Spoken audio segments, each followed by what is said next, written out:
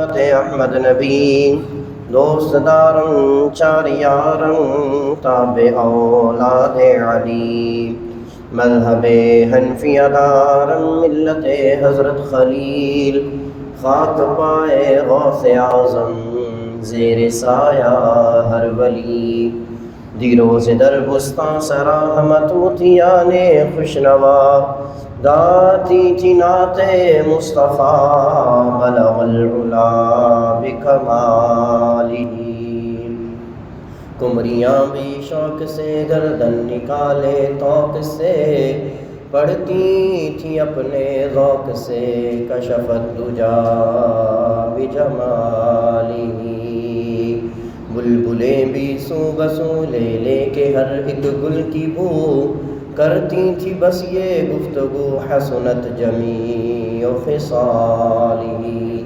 چڑیوں کے سن کے چہچہے انسان بھلا کیوں چپ رہے لازم ہے اس کو یوں کہے صلو علیہ وآلہ واصحابہ وبارک وسلم تسلیما کثیرا کثیرا کثیرا۔ اللہ تبارک و تعالی جل جلالہ وعم نوالہ اعظم شانہ واتم برہانہ وعز اسمہ وجل ذکرہ کی حمد و ثنا جو خالق کائنات بھی ہے، مالک کائنات بھی اور رازق کائنات بھی۔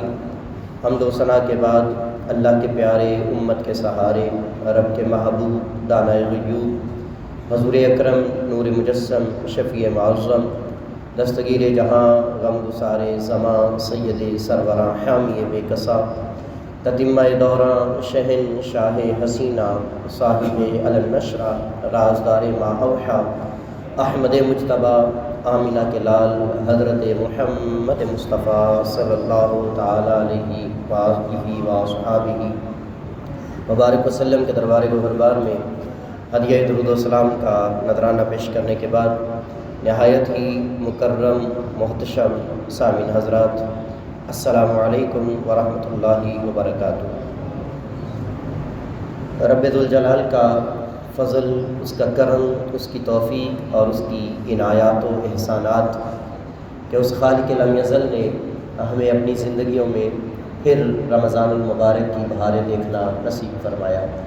اللہ پاک اس ماہ رمضان کو سب کی بخشش کا ذریعہ بنائے اور سب کی نجات کا ذریعہ بنائے۔ حضرات محتشم، رمضان المبارک کے دوسرے جمعۃ المبارک میں ہم سب کو شرکت کی سعادت حاصل ہو رہی ہے، اور اس مبارک گھڑیوں میں آج کی ہماری جمعۃ المبارک کی گفتگو کا عنوان ہے حقوق العباد کی ادائیگی اور اہمیت۔ دعا ہے کہ اللہ پاک میری زبان پر کلمات الحق جاری فرمائے، سن کر سمجھ کر عمل کر کے دوسروں تک پہنچانے کی توفیق عطا فرمائے۔ گزشتہ جمعۃ المبارک ہم نے حقوق اللہ کے حوالے سے چند گزارشات آپ کے سامنے رکھی تھی اور حقوق اللہ کو سمجھنے کی کوشش کی تھی۔ آج اسی سے متصل حقوق العباد، یہ حقوق اللہ اور حقوق العباد یہ دونوں ایسے ٹاپک ہیں کہ اگر ان کو انسان سمجھ لے تو اس کا یہ جتنا بھی اسلام ہے یہ سارے کا سارا کور ہو جاتا ہے، کیونکہ دو ہی چیزیں ہیں اللہ کی طرف سے، یا تو اللہ نے بندوں پر لازم کی ہیں اپنے لیے کہ میرے لیے یہ کرو، حالانکہ اسے ضرورت نہیں، اسے حاجت نہیں۔ نماز کی اللہ کو کوئی ضرورت نہیں، روزے کی اللہ کو کوئی ضرورت نہیں، حج کی اللہ کو کوئی ضرورت نہیں، تلاوت کی، عبادت کی، ذکر کی، تسبیح کی، توبہ کی، استغفار کی اللہ کو کوئی ضرورت نہیں۔ اللہ پر کوئی ایمان لائے یا نہ لائے تب بھی اللہ کو کسی کی کوئی ضرورت نہیں۔ اللہ فرماتا ہے تم ایمان نہیں لاتے تو کوئی بات نہیں، میں تمہاری جگہ ایسی مخلوق کو پیدا کر دوں گا جو مجھے مان لے گی۔ تو اللہ کو کسی کی حاجت نہیں ہے، تو اللہ پر ایمان لانا، اللہ کی بندگی کرنا، اس کی عبادت کرنا، نماز پڑھ لینا، روزہ رکھ لینا، زکوٰۃ دے دینا، حج کر لینا، اس کا ذکر کرتے رہنا، اس کے کلام کی تلاوت کر لینا اور توبہ و استغفار کرنا اور اس کی بارگاہ میں رجوع کرتے رہنا، سجدے کرتے رہنا، قیام کرتے رہنا، اس کے حضور کھڑے رہنا، یہ انسان کی اپنی فلاح کے لیے ہے۔ کہ اگر کوئی شخص دارین کی سعادتیں پانا چاہتا ہے تو اس کے لیے یہ حکم ہے کہ وہ اللہ پر ایمان لے آئے۔ اگر کوئی دارین کی سعادتیں پانا چاہتا ہے تو اس کے لیے حکم یہ ہے کہ وہ نیک اعمال کو بجا لائے۔ جس طرح سورۃ العصر میں اللہ نے فرمایا والعصر ان الانسان لفی خسر الا الذین آمنوا وعملوا الصالحات وتواصوا بالحق وتواصوا بالصبر. محبوب کے زمانے کی قسم اور وقت عصر کی قسم، فرمایا تمام انسان خسارے میں ہے. اگر کوئی چاہتا ہے کہ وہ خسارے سے بچ جائے، گھاٹے سے بچ جائے، نقصان سے بچ جائے، فرمایا الا الذین آمنوا وعملوا الصالحات وتواصوا بالحق وتواصوا بالصبر. فرمایا وہ ایمان لے آئے، نیک عمل کرتا رہے، حق پر قائم رہے اور دوسروں کو صبر کی وصیت کرتا رہے. فرمایا یہ وہ لوگ ہیں کہ جن سے ہم خسارے دور کر کے رحمت کے نظارے عطا کر دیتے ہیں. تو اللہ تعالیٰ نے تو ہمیں یہ جو ایمان لانے کی اور نیک اعمال کرنے کی اور عبادات کرنے کی تلقین، تاکید اور ترغیب ارشاد فرمائی ہے، یہ انسان کی اپنی سعادت کے لیے ہے. حقوق حق کی جمع ہے، جس کا مطلب سچ بھی ہوتا ہے اور ذمہ داری بھی ہوتا ہے. تو ایسی ذمہ داری جو اللہ کی طرف سے لازم ہو، ایسی ذمہ داری جو اللہ کی طرف سے لازم ہو. اب اللہ کی طرف سے لازم ہونے والی ذمہ داری اگر اللہ ہی کے بارے میں ہو، اللہ کی طرف سے لازم ہونے والی ذمہ داری اگر اللہ ہی کے بارے میں ہے تو وہ حقوق اللہ ہے. اور اگر اللہ کی طرف سے لازم ہونے والی ذمہ داری بندوں کے بارے میں ہے تو یہ حقوق العباد ہے. سادہ لفظوں میں یوں سمجھ لیجئے کہ انسان نے اللہ کی رضا کے لیے جو عمل کرنا ہے وہ حقوق اللہ ہے، اور جو انسان نے بندے کو خوش کرنے کے لیے کرنا ہے وہ حقوق العباد ہے. بندوں کا بندوں پر جو حق ہے، بندوں کا بندوں پر جو حق ہے وہ حقوق العباد کہلاتا ہے. گزشتہ جمعۃ المبارک کے حقوق اللہ کے عنوان میں ہم نے یہ بات کر دی تھی، اور میں دوبارہ اس بات کو دہرا دیتا ہوں کہ حقوق اللہ اہم ہے یا حقوق العباد اہم ہے. بعض نے کہا حقوق العباد زیادہ اہم ہے اور بعض نے کہا حقوق اللہ اہم ہے.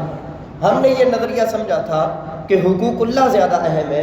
اس کی وجہ یہ ہے کہ اگر والدین کا حق، اولاد کا حق، رشتہ داروں کا حق، یتیموں، مسکینوں، مسافروں کا، بیواؤں کا، غلاموں کا، خادموں کا، لوگوں کا، یہ جتنے بھی لوگ ہیں اس زمین پر، اس کائنات میں، اللہ تعالیٰ کی مخلوق میں جو شمار ہوتے ہیں، ان تمام کا حق جو ادا کرنا ہے یہ کس نے کہا ہے؟ اللہ نے کہا ہے نا. تو سب سے پہلے انسان اللہ کا حق ادا کرے. اللہ کو مانے گا تو اللہ کی مانے گا نا. جب اللہ کوئی نہیں مان رہا تو اللہ کی مانے گا کیسے؟ تو اللہ کو ماننا یہ بھی اللہ کا حق ہے اور اللہ کی ماننا یہ بھی اللہ کا حق ہے. اور اسی میں بھلائی ہے کہ انسان رب کو بھی مانے اور رب کی بھی مانے.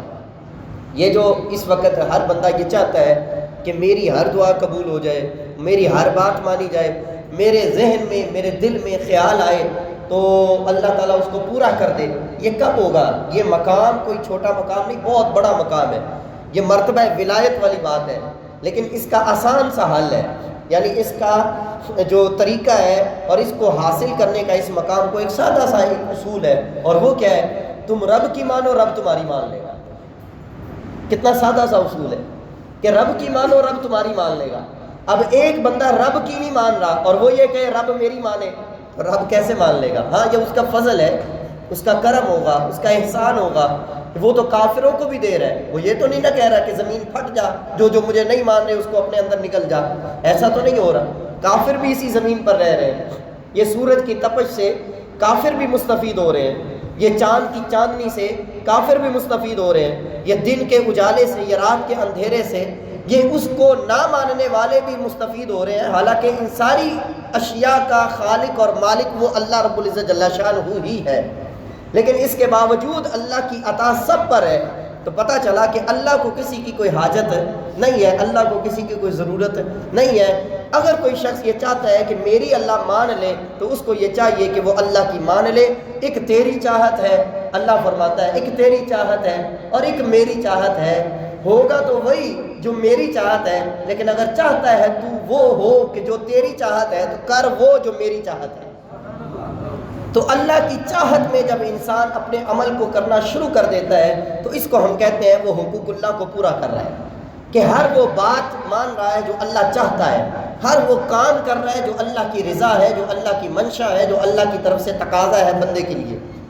اب اگلی بات کو سمجھیے گا. یہ تو تھے حقوق اللہ. نماز بھی ہے، زکوٰۃ بھی ہے، حج بھی ہے، عبادت، تلاوت، ذکر، اذکار.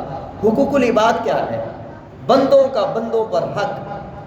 اور یہ پورے اسلام کا نچوڑ ہے. میں نے بھی یہ رمضان المبارک میں یہ موضوع اس لیے منتخب کیا تاکہ زیادہ لوگوں تک یہ پیغام پہنچے۔ دو ہی چیزیں اسلام کا نچوڑ ہے، ایک اللہ کی عبادت اور دوسرا مخلوق خدا کی خدمت۔ اب اپنے ماضی کو دیکھ لیجئے، ہم اپنے ماضی کو دیکھ لیں، اس وقت بھی اور اس سے پہلے بھی ہر دور کے اندر، ہر امت کے اندر، ہر زمانے کے اندر وہی کامیاب ہوا ہے جو ان دو باتوں پر عمل کرتا رہا ہے، اللہ کی عبادت اور مخلوق خدا کی خدمت۔ ہاں کبھی ایسا ہوا ہے کہ اللہ کی عبادت نہیں کی بندے نے، اللہ کو مانا بھی نہیں ہے، بڑے بڑے انگریز، بڑے بڑے نان مسلم بھرے پڑے ہیں، ہسٹریاں جو ہے وہ بھری پڑی ہیں اس حوالے سے، نام ان کے فہرست بنی ہوئی ہے، لمبی چوڑی فہرست ہے کہ جناب فلاں کافر تھا، فلاں انگریز تھا، فلاں نان مسلم تھا۔ اب ان تمام نے کیا کیا؟ رب کو نہیں مانا لیکن مخلوق کی خدمت کی ہے۔ آپ دیکھ لیں، یہ گنگا رام ہاسپٹل ہے، اس کے علاوہ بڑے بڑے نام اس میں موجود ہیں، بڑے بڑے نام۔ تو یہ بڑے بڑے کافر جو ہیں، بڑے بڑے انگریز یا بڑے بڑے سکھ، بڑے بڑے ہندو، بڑے بڑے نان مسلم، یہ کیسے ان کی مشہوری ہو گئی، کیسے ان کو جو ہے وہ پذیرائی مل گئی؟ صرف ایک عمل انہوں نے کیا، مخلوق خدا کی خدمت۔ اور یہ پورے اسلام کا جو ہے وہ نچوڑ ہے کہ انسان اللہ کی عبادت کر لے اور لوگوں کی خدمت کر لے۔ تو اللہ فرماتا ہے، اے بندے اب جو تو چاہے گا میں تیرے لیے وہی کر دوں گا۔ اللہ کی رضا اس بندے کو حاصل ہو جاتی ہے۔ اب یہاں پر فرق کیا آ گیا؟ فرق یہ آ گیا، جس طرح یہ رمضان المبارک کی بہاروں کا موسم ہے، اب ایسے میں فرق یہ آ گیا کہ ہم لوگوں نے یہ سمجھ لیا کہ بندوں کا حق مار کے ہم سجدے کرتے رہے، بندوں کا حق کھا کے ہم نمازیں پڑھتے رہے، بندوں سے زیادتیاں کر کے ہم جو ہے وہ تبلیغوں پر چلے جائیں، بندوں کا حق مار کے کھا کے تو ہم جو ہے وہ حاجی بن جائیں۔ تو اس طرح سے رب راضی نہیں ہوتا۔ 5 رکن اسلام دے تے 6واں رکن ٹوک، 6واں جینا پورا ہوئے 5 جاندے موک، ٹوک سے مراد ٹکر روٹی، تے 5 رکن اسلام دے تے 6واں رکن ٹوک، 6واں جینا پورا ہوئے 5 جاندے موک۔ وہ نماز منہ پہ مار دی جائے گی، وہ روزہ منہ پہ مار دیا جائے گا، وہ زکوٰۃ، وہ حج، وہ جہاد، وہ تبلیغ، وہ عبادت، وہ تلاوت، وہ ریاضت، سب کچھ رائے گاں کر دیا جائے گا۔ اے بندے، تو نے میرے بندے کا حق کیوں مارا ہے؟ تو نے اس کا حق ادا کیوں نہیں کیا؟ اس لحاظ سے جب کوئی انسان دیکھتا ہے حقوق العباد کو تو وہ یہ سمجھ لیتا ہے نہیں یار، حقوق اللہ سے زیادہ حقوق العباد کی اہمیت ہے۔ پھر اس حدیث کو بھی آپ سامنے رکھیں جس میں رسول اللہ صلی اللہ علیہ وسلم نے ارشاد فرمایا، اللہ تعالیٰ بندے کا جو اپنی طرف سے کمی کوتاہی ہوتی ہے، اپنی طرف سے جو حق تلفی ہوتی ہے، وہ معاف کر دیتا ہے۔ یہ اس کا فضل ہے، اس کا کرم ہے کہ ایک بندہ نماز نہیں پڑھ رہا، روزہ نہیں رکھ رہا، حج نہیں کر رہا، تلاوت نہیں کر رہا، قرآن اس نے نہیں پڑھا، قرآن اس نے نہیں سمجھا، جو اس کے لیے مرکز ہدایت ہے، جو اس کی رشد و ہدایت کے لیے نازل کیا گیا، انبیاء کو بھیجا گیا، اس نے ان کی تعلیمات کو بھی نہیں سمجھا، نہیں اپنایا۔ اب یہ سارے کے سارے اس نے اللہ کے حق میں حق تلفی کی ہے، لیکن اللہ اپنے فضل، اپنے کرم سے، احسان سے اس کو معاف کر دے گا۔ لیکن آپ علیہ السلام نے ارشاد فرمایا، جس نے کسی بندے کے ساتھ زیادتی کی ہوگی اللہ معاف نہیں کرے گا جب تک وہ بندہ معاف نہیں کرے گا۔ اب جب اس حدیث کو بھی آپ نے سمجھ لیا اور دیکھ لیا، اب انسان یہ سوچتا ہے کہ یار اس لحاظ سے تو پھر حقوق العباد کی اہمیت زیادہ ہو گئی کہ بندہ دوسروں کے ساتھ بھلائی کرے۔ اور اگلی بات بھی میں آپ کے پیش نظر رکھ دوں، یہ جتنے بھی غیر مسلم ہیں، جس طرح میں نے چند کا ذکر بھی کیا اور اس کے حوالے سے آپ کو اس کلام سے قبل یہ بات کر دی، یہ جتنے رفاع عامہ کے کام کر رہے ہیں اور اللہ تعالیٰ ان کو اور نوازتا رہا ہے، کیونکہ یہ نوازنا اسی کی طرف سے ہے۔ یہ بات یاد رکھیے گا، وہ چاہے کافر کو نوازے یا مسلمان کو نوازے۔ ایک مسلمان وہ بظاہر پریشان ہو رہا ہے حالات کو لے کر، تنگ دستی کو لے کے، معاش کو لے کر، کاروبار کو لے کر، رزق کو لے کر، گھر کی تنگی کو لے کر، وہ کہہ رہا ہے کہ میرے پاس گھر نہیں ہے، میرے پاس سہولتیں نہیں ہیں، میں جو ہے وہ میرا گزر بسر بڑا مشکل سے ہو رہا ہے، اور دوسری طرف ایک کافر ہے جس کو جناب چہل پہل ہے، تو ان کی نعمتوں کو دیکھ کر پریشان نہیں ہونا۔ اللہ فرماتا ہے وَمِنْهُمْ مَن يَقُولُ رَبَّنَا آتِنَا فِي الدُّنْيَا وَمَا لَهُ فِي الْآخِرَةِ مِنْ خَلَاقٍ۔ کچھ ایسے ہیں جو صرف دنیا کے لیے کرتے ہیں، ہم ان کو دنیا میں بڑی پذیرائی عطا کر دیتے ہیں۔ ان کو دنیا میں کے حصے ہی عطا کرتے ہیں لیکن آخرت میں ان کو کچھ نہیں ملے گا۔ اور فرمایا کچھ ایسے ہیں منہم من یقول ربنا آتنا فی الدنیا حسنہ وفی الآخرۃ حسنہ وقنا عذاب النار۔ فرمایا کچھ ایسے ہیں جو دنیا میں بھی بھلائی مانگتے ہیں، آخرت میں بھی بھلائی مانگتے ہیں، یہ وہ لوگ ہیں جن کو ہم دوزخ کی آگ سے محفوظ فرما دیں گے۔ اور تیسرے وہ لوگ ہیں کہ جو دنیا کو طلب نہیں کرتے لیکن آخرت کو طلب رکھتے ہیں، آخرت کو پیش نظر رکھتے ہیں اور دنیا کو پیچھے پیچھے رکھتے ہیں۔ ایسے میں اللہ تعالیٰ ان کو دنیا کی محتاجی سے محفوظ فرما دیتا ہے۔ دنیا کی طلب اور دنیا کا حرص یہ قابل مذمت ہے صوفیاء کے ہاں۔ حالانکہ آپ علیہ الصلوۃ والسلام نے جو ہے وہ خود بکریاں بھی چرائیں، خود تجارت بھی فرمائی، ذریعہ معاش کو بھی اختیار فرمایا۔ انبیاء کرام علیہ الصلوۃ والسلام نے ہر نبی نے کوئی نہ کوئی پیشہ اختیار کیا، اس میں حرج نہیں ہے۔ آپ علیہ الصلوۃ والسلام کا کتنا بڑا مقام ہے۔ فرمایا موسیٰ کلیم اللہ ہے، اس میں کوئی شک نہیں، ابراہیم خلیل اللہ ہے، اس میں کوئی شک نہیں، عیسیٰ روح اللہ ہے، اس میں کوئی شک نہیں، آدم صفی اللہ ہے، اس میں کوئی شک نہیں، مجھے بھی تو دیکھو اللہ نے مجھے اپنا حبیب بنایا ہے۔ اب ایسے میں حضور علیہ الصلوۃ والسلام نے کیا ارشاد فرمایا؟ فرمایا ایک طرف میں اللہ کا حبیب ہوں اور الکاسب حبیب اللہ، جو محنت کر کے کمانے والا ہے وہ بھی اللہ کا حبیب ہے۔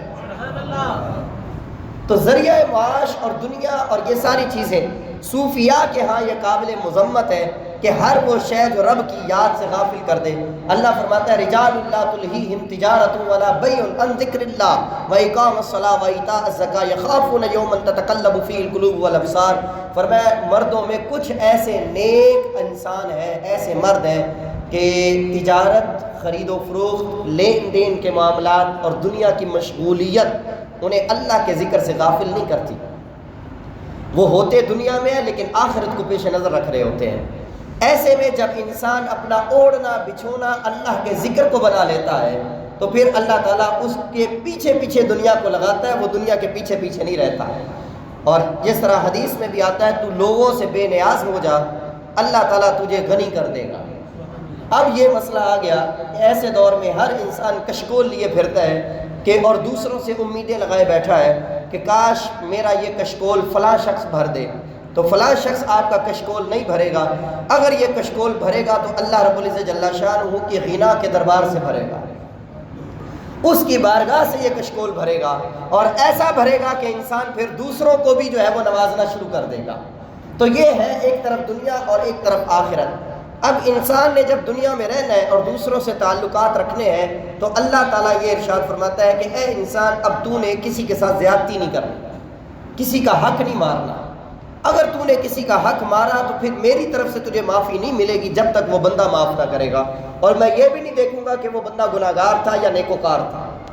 یعنی ایسا نہیں ہے کہ آپ کسی گناہگار کے ساتھ جو ہے وہ زیادتیاں کرتے جائیں تو اللہ کہے گا ہاں اسے میں بھی نہیں پسند کرتا تو لہذا تو اس کے ساتھ زیادتیاں کرتا رہے۔ اللہ یہ نہیں دیکھتا، اللہ یہ فرماتا ہے تو میرا بندہ نا، اگرچہ میری بارگاہ سے دور ہے لیکن ہے تو میرا، تو نے میرے بندے کے ساتھ ایسا کیا تو کیا کیوں؟ جس طرح حدیث میں آتا ہے آپ علیہ الصلوۃ والسلام نے ارشاد فرمایا قیامت والے دن اللہ فرمائے گا اے میرے بندے میں بھوکا تھا تو نے مجھے کھانا نہیں کھلایا، اے میرے بندے میں پیاسا تھا تو نے مجھے پانی نہیں پلایا، اے بندے میں بے لباس تھا تو نے مجھے لباس نہیں دیا۔ بندہ عرض کرے گا باری تعالیٰ تو کھانے سے پاک ہے، تو پینے سے پاک ہے، تو لباس سے پاک ہے، تو اے باری تعالیٰ یہ کیا بات ہوگی کہ تم فرما رہا ہے کہ تو نے مجھے کھانا نہیں دیا، پینے کو نہیں دیا اور لباس نہیں دیا؟ تو اللہ رب العزت جل شانہ ارشاد فرمائے گا میرا فلاں بندہ بھوکا تھا تو اس کو کھانا کھلا دیتا ایسے تھا جیسے تو مجھے دے رہا ہے، میرا فلاں بندہ پیاسا تھا تو اسے پانی پلا دیتا یہ ایسے تھا جیسے تو مجھے پلا رہا ہے، میرا فلاں بندہ بے لباس تھا تو اس کو پہنا دیتا یہ ایسے تھا جیسے تو مجھے پہنا رہا ہے۔ اب دیکھیے کتنا تعلق ہے، کنیکشن دیکھیے اللہ اور بندے کے درمیان۔ آپ دنیا کا اصول دیکھ لیجئے، ایک بچے سے جب آپ پیار کرتے ہیں، محبت کرتے ہیں، یہاں پر ابھی کوئی والد اور اس کے ساتھ بچہ آ جائے، میں جب اس بچے کو پیار کروں گا تو اس کا والد خوش ہوگا، اس کے والد کو مجھ پر پیار آئے گا کہ یہ میرے بچے سے پیار کر رہا ہے۔ یہ ایک عام سا اصول ہے جو اللہ نے ہماری فطرت میں رکھ دیا ہے کہ جب ہمارے بچے سے کوئی پیار کرتا ہے تو ہم کہتے ہیں یار یہ میرے بچے سے پیار کر رہا ہے، مجھ سے کتنا کرتا ہوں۔ تو اللہ رب العزت جل شانہ بھی یہی فرماتا ہے کہ جب میرے بندے سے کوئی پیار کرتا ہے تو میں یہ سمجھ لیتا ہوں کہ یہ مجھ سے کتنا پیار کرتا ہوں۔ تو اللہ کی مخلوق سے پیار یہ اللہ تعالیٰ سے پیار ہے۔ اللہ کی مخلوق سے محبت یہ دراصل در حقیقت اللہ سے محبت ہے۔ یہی وجہ ہے کہ ایک کتے کو اپنے جوتے کے اندر پانی بھر کے اس کو پانی پلانے والے کو اللہ تعالیٰ معاف فرما دیتا ہے، اس کی نیکیوں کو نہیں دیکھتا، اس کی نمازوں اور اس کی زکاتوں اور اس کے حج اور اس کے رکوع اور اس کے اعتکاف، اس کے جہاد، اس کی تبلیغیں، اس کی تلاوتیں، اس کی عبادتیں، اس کی ریاضتوں کو نہیں دیکھتا، وہ صرف یہ دیکھتا اس نے میری مخلوق کو خوش کر دیا، اب میں اس سے خوش ہو گیا ہوں۔ اور دوسری طرف اس عورت کا بھی ذکر حدیث میں ملتا ہے کہ جس عورت نے بڑی بڑی نمازیں بھی پڑھتی ہے، بڑے بڑے نیک عمل بھی کرتی ہے، لیکن جو ہے وہ کیا کرتی ہے، اپنے پڑوسی کو تکلیف پہنچاتی ہے، تو آپ علیہ السلام نے ارشاد فرمایا وہ دوزخ میں جائے گی۔ کیوں؟ کیونکہ اس کا پڑوسی اس کے شر سے محفوظ نہیں ہے۔ اور اسی طرح اس عورت کا بھی ذکر ملتا ہے کہ جس نے بلی کو جو ہے وہ نقصان پہنچایا اور بلی کو اذیت دی اور اس کو مارا، تو اللہ رب العزت جل شانہ کے محبوب علیہ السلام نے فرمایا اللہ تعالیٰ اس کو دوزخ میں ڈالے گا کہ اس نے اس کی مخلوق کو نقصان کیوں پہنچایا۔ تو اب پتہ کیا چلا ان ساری روایات سے، خلاصہ کیا نکلا، نچوڑ کیا نکلا کہ اللہ کی مخلوق سے پیار کرو، اللہ تعالیٰ تم سے پیار کرے گا۔ اور آج کے اس تنگ دستی کے دور میں، اس نفسا نفسی کے دور میں، جب ہر شخص اپنی آن میں پڑا ہوا ہے، ہر شخص کو اپنی عزت کا، اپنی انا کا اور اپنی میں کا خیال ہے کہ بس میں بن جاؤں، میں سیٹ ہو جاؤں وغیرہ وغیرہ، اب ایسے میں انسان جب دوسروں کا خیال رکھتا ہے تو اللہ کتنا پیار کرتا ہوگا اس بندے سے۔ تو اللہ رب العزت جل شانہ کے محبوب علیہ السلام نے بھی یہی بات ارشاد فرمائی اور اللہ تعالیٰ نے بھی قرآن میں یہی بات ارشاد فرمائی۔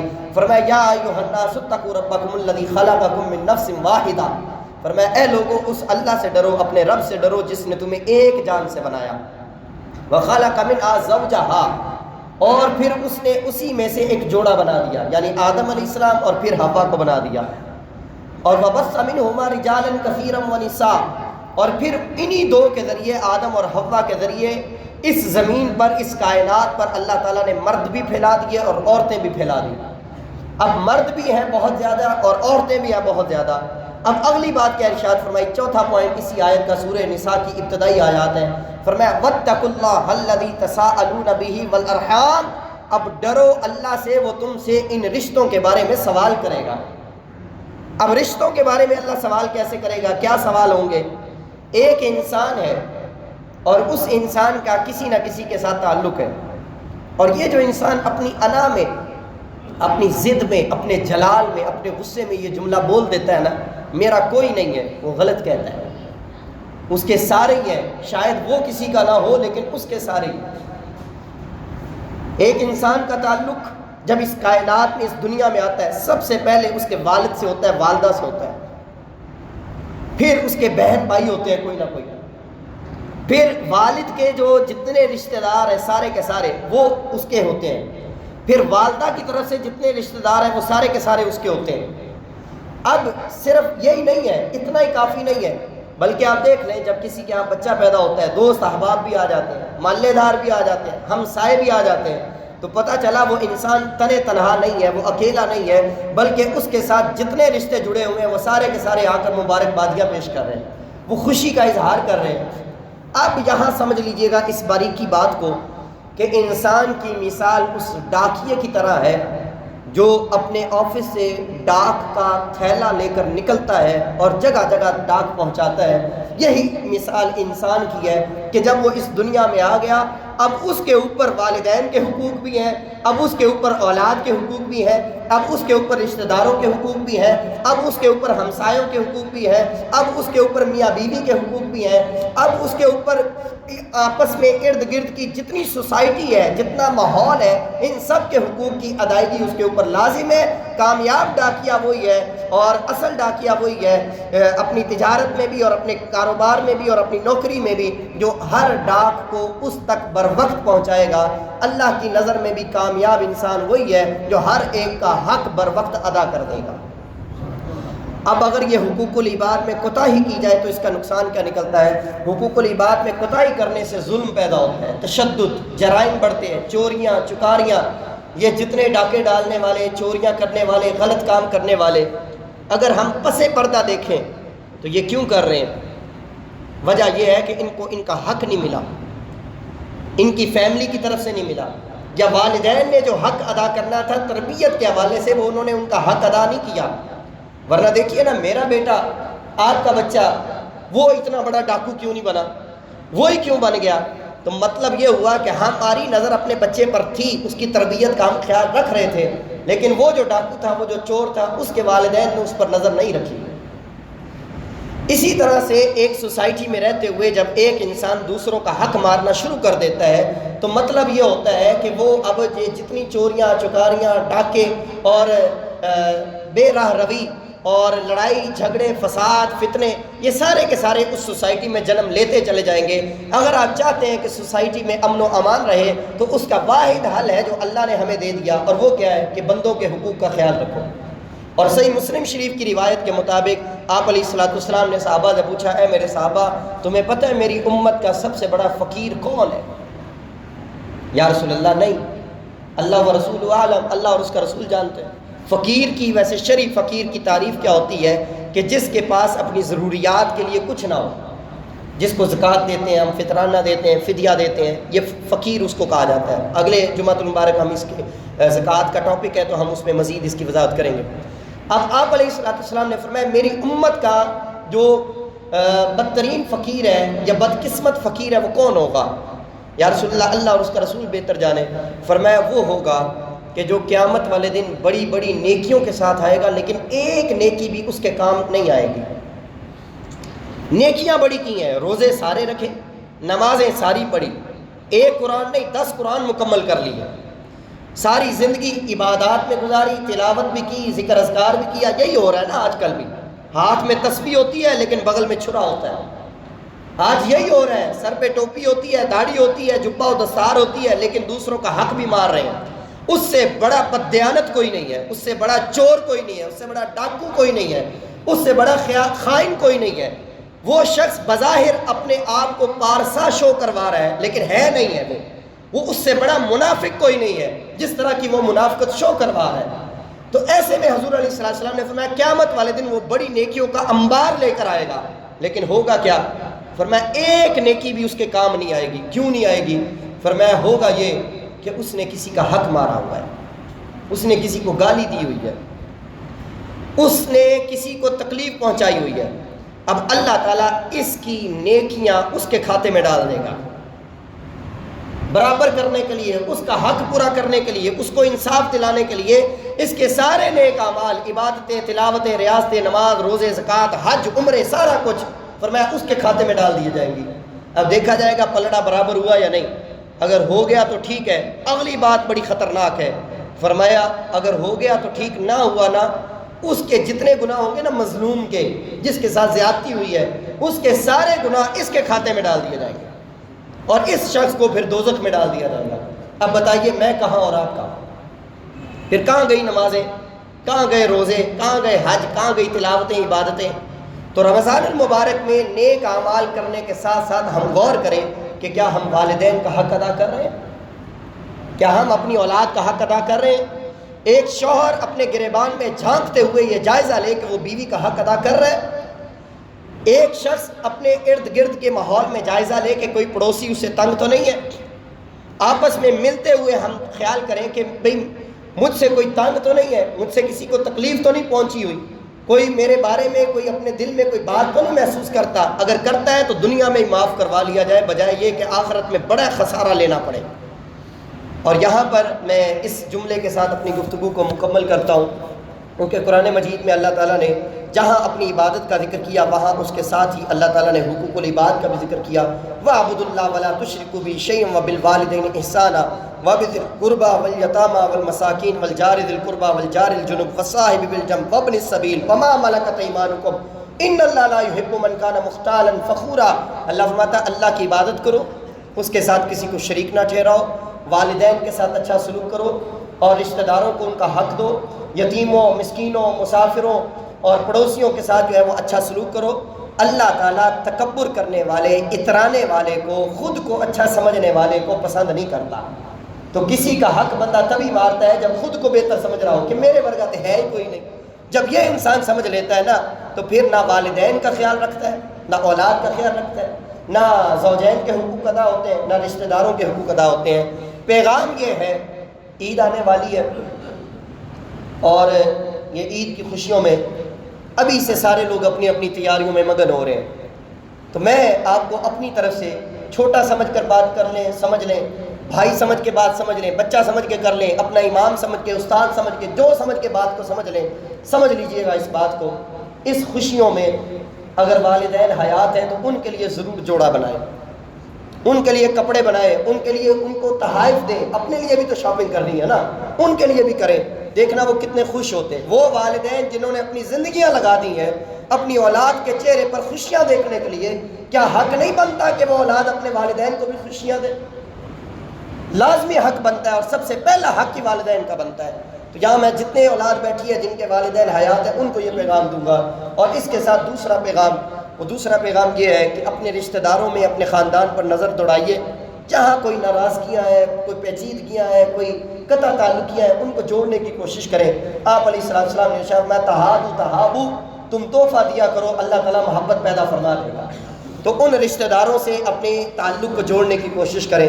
اور تیسری بات, اپنے ارد گرد کے ماحول میں دیکھیں, ارد گرد کے ماحول میں دیکھیں کہ جہاں ہم جاتے ہیں, جہاں ہم بیٹھتے ہیں, جہاں ہم رہتے ہیں, جو امام ہے, جو استاد ہے, یا جو ہمارے آفس کے ملازم ہیں یا ماتحت کام کرنے والے ہیں, کوئی ہم سے اپنے دل میں کوئی خفگی تو نہیں محسوس کر رہا, کوئی ناراضگی تو نہیں رکھ رہا, اس کا ازالہ کیجئے, اس کے دل میں بھی محبت اور خوشی ڈالنے کی کوشش کیجئے. اور اس حدیث پر میں اپنی گفتگو کو مکمل کرتا ہوں. آپ علیہ السلام نے ارشاد فرمایا کہ جس نے کسی مسلمان کو خوش کیا اللہ تعالیٰ اس کو خوش فرمائے گا.